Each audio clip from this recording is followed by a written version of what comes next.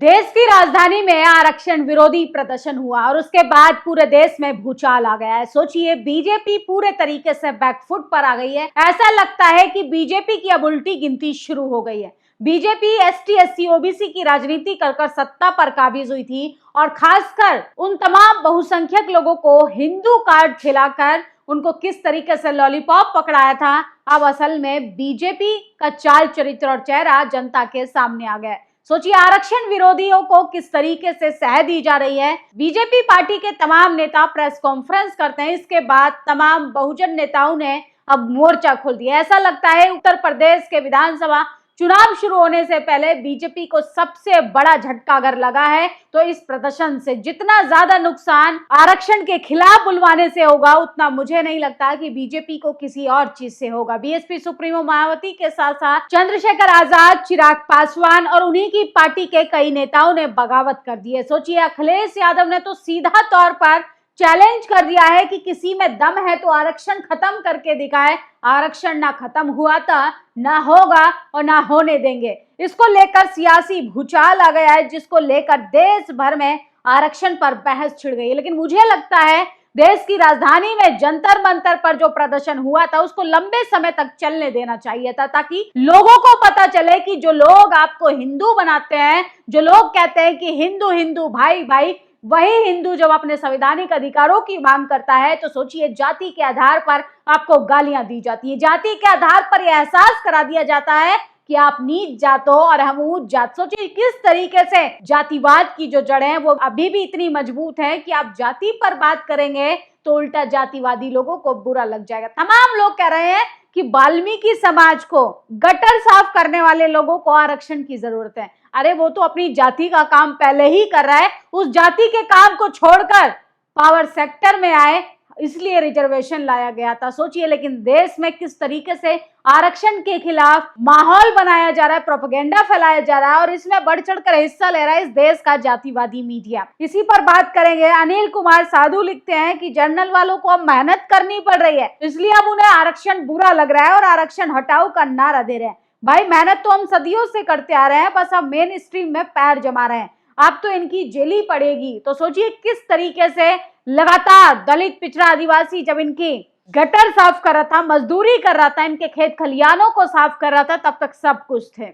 जैसे ही उन्होंने नौकरियों में आना शुरू किया, कॉलेज यूनिवर्सिटी पहुंचना शुरू किया, अच्छे स्कूल मांगने शुरू किए, इस देश में चंद्रशेखर आजाद जैसे लोग राजनीति में एक्टिव हुए तो तमाम लोगों को अब आरक्षण बुरा लगने लगा, आरक्षण को गाली देने लगे। अरे आरक्षण को हटाने के बजाय आरक्षण को बढ़ाने की बात करो, पावर सेक्टर में रिजर्वेशन होना चाहिए, इस पर बात करो। जातिवाद कहां कहां नहीं है। सोचिए, आपके काम से पहले, आपके टैलेंट से पहले आपकी जाति पूछी जाती है। आप अपना नाम भी बताते हैं तो कहा जाता है पूरा नाम बताओ। पूरा नाम बताने के पीछे इन लोगों का साजिश जो है अब बेनकाब हो गई है। लेकिन देश भर में आरक्षण को लेकर बिगुल बच चुका है, जिसको लेकर बहुजन नेताओं ने, खासकर भारतीय जनता पार्टी के नेताओं की बात करें तो रामदास अठावले, चिराग पासवान ने तो सीधा बगावत कर दी है कि रिजर्वेशन कोई खैरात नहीं है जिस पर चर्चा की जाए, वो अधिकार है, प्रतिनिधित्व का रास्ता है और ये हमेशा रहेगा जब तक हर एक हाशिए पर खड़े व्यक्ति को सम्मान के साथ उसका अधिकार नहीं मिल जाता। बीएसपी सुप्रीमो मायावती ने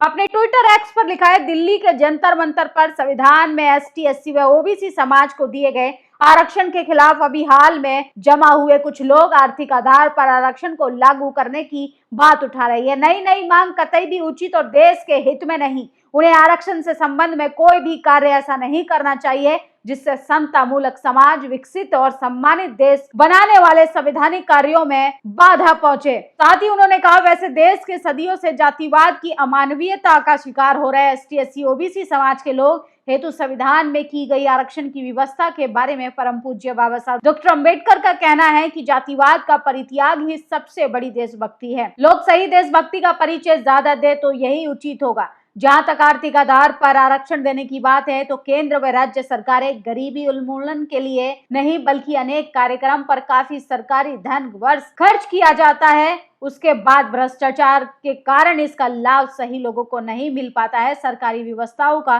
सीधा दोष है। इसके अलावा आर्थिक आधार पर आरक्षण की नई व्यवस्था देश में लागू, जिसका भी सही लाभ अपर कास्ट समाज गरीब परिवारों को नहीं मिल पा रहा है, बल्कि ये इससे छलावा अधिक होता है। वास्तव में खासकर ये भ्रष्ट और जातिवादी सरकारी व्यवस्थाएं जिसने आरक्षण के संवैधानिक रचनात्मक प्रावधानों में कभी सही से जमीन पर लागू नहीं होने दिया, जिसके कारण एसटी, एससी, ओबीसी समाज के लोग आजादी के इतने साल बाद भी गरीबी, जातिवादी द्वेष, शोषण, अत्याचार, जातिवाद के जहर और दंश का हर दिन स्तर पर लगातार तिरस्कार झेलते रहते हैं। सभी सरकार भी आरक्षण विरोधी संरक्षण बिल्कुल भी ना दे, ये व्यापक देश और जनहित में होगा। लोगों से अपील है कि वो आरक्षण जैसे अहम संवेदनशील मुद्दे पे सस्ती राजनीति ना करें और ना ही होने दे। उसी दिन पार्लियामेंट थाना के बाहर जाकर पीड़ित व्यक्ति के मामले में एफआईआर की कांग्रेस के वरिष्ठ नेता राहुल गांधी कई घंटों तक धरने पर बैठे रहे, जिसका पार्टी को कोई ऐतराज नहीं, लेकिन साथ में उनके बगले में जंतर मंतर पर दलित शोषित जातियों पर दिए जाने वाले आरक्षण को खत्म करवाने के लिए धरना प्रदर्शन भी चल रहा था। वहां उनका कोई भी कांग्रेसी साथी उन्हें समझाने तक के लिए नहीं गया, जिससे तमाम वर्गों में आरक्षण विरोधी मानसिकता भी साफ झलकती है। तो बीएसपी सुप्रीमो मायावती का क्लियर स्टैंड है कि आरक्षण को अगर छेड़ने की मजाल भी किसी ने की तो बहुत बुरा होगा, और इस देश में समता मूलक जो समाज बनाना चाहते हैं उसको कहीं ना कहीं इस तरीके के प्रदर्शन से काफी बुरा असर पड़ेगा। निजी क्षेत्रों में आरक्षण के लिए एक आंदोलन होना चाहिए। जब तक प्रत्येक निजी संस्थानों में आबादी के अनुसार एसटी, एससी, ओबीसी के प्रतिनिधित्व नहीं मिलेगा, इस देश में समावेशी विकास नहीं हो सकता। 90% आबादी निजी क्षेत्रों में आरक्षण मिलना चाहिए। तो सोचिए, सरकारी बैंकों से लोन लेंगे, सरकारी संपत्ति पर अपनी बिल्डिंगें खड़ी करेंगे, कंपनियों को कहेंगे ये प्राइवेट कंपनी है, उस कंपनी से एसटी, एससी, ओबीसी को दरकिनार कर देंगे। तो जिसकी जितनी संख्या भारी उस पर उतनी उसकी हिस्सेदारी है। मान्यवर काशीराम कहते थे कि सरकारी जमीन जितनी भी है उस पर तमाम लोगों का भी अधिकार है जो उस देश के मेहनत कश लोग हैं। लंबे समय से संविधान और हिस्सेदारी की व्यवस्था यानी आरक्षण के खिलाफ माहौल बनाया जा रहा है। इस मुहिम को आरक्षण के सुधार जैसे शब्दों की आड़ में आगे बढ़ाने की कोशिश हो रही। कान खोलकर सुन लो, आरक्षण कोई खैरात नहीं, सदियों से भेदभाव झेलते समाज को संविधान द्वारा दिया गया प्रतिनिधित्व का अधिकार है। तो लगातार चंद्रशेखर आजाद भी एक्टिव होते हुए दिखाई दे रहे हैं। और सोचिए, पेपर की कटिंग देखिए, एक दशक के बाद भी 4.2 लाख से बढ़कर 8.2 24 लाख वैकेंसी हो गई है, जिसको खाली छोड़ दिया जा रहा है। और खाली सीट किसको दी जा रही है ये किसी से छुपा नहीं है। देश में आज भी ब्यूरोक्रेसी पर सवर्णों का कब्जा है। इसमें से 75% नौकरी बहुजनों की है, खासकर एसटी, ओबीसी जनरल में फाइट कर रहा है। इसलिए संघी मोदी सरकार नौकरी नहीं दे रही है। तो सोचिए, बैकलॉग भरने की बात कही जाती है तो इस पर लोग खामोश रहते हैं। बहन जी ने आरएसएस बीजेपी को आरक्षण के लिए चेतावनी दी हुई है, इसलिए बीजेपी को आरक्षण के साथ छेड़छाड़ करने से पहले 1000 बार सोचना चाहिए। अगर बीजेपी ने बहुजनों के आरक्षण के साथ जरा भी छेड़छाड़ की तो बहन जी के एक इशारे पर देश में बड़ा आंदोलन होगा और करोड़ों लोग सड़कों पर आ जाएंगे। आरक्षण था, आरक्षण है, आरक्षण रहेगा। अगर भाजपा आरक्षण खत्म करने की साजिश रचेगी तो भाजपा के खिलाफ महासंग्राम होगा।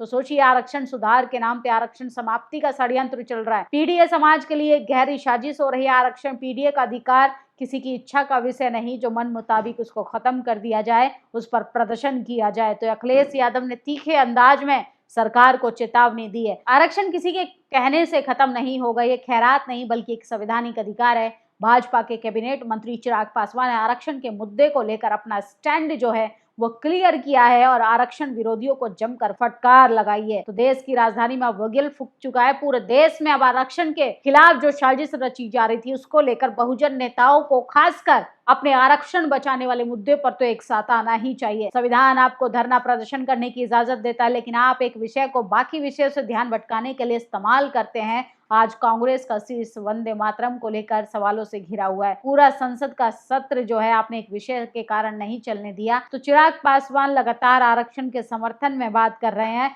और सोचिए, ये बीजेपी क्या उल्टी गिनती है, बीजेपी का पतन है जो शुरू हो चुका है। और जंतर मंतर पर सोचिए, दलित समुदाय को किस तरीके से अपमानित किया जा रहा है।